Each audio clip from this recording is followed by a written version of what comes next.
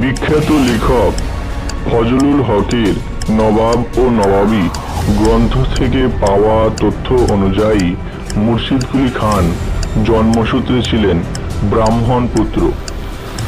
হাজী ইস্পাহান তাকে দাস রূপে কিনে নিয়েছিলেন। তখন হাজী ইস্পাহান তার নাম রাখেন মোহাম্মদ হাদি।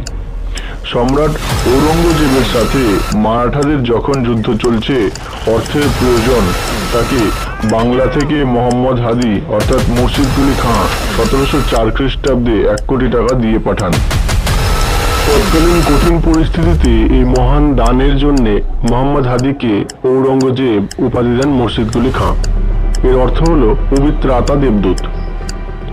আর মুর্শিদ কুলি খাঁ এর প্রভাব, তেজ, বাহুবলের জন্যই এই অঞ্চলের নাম মুর্শিদাবাদ থেকে বদলে গিয়ে মুর্শিদাবাদ হয়ে যায়।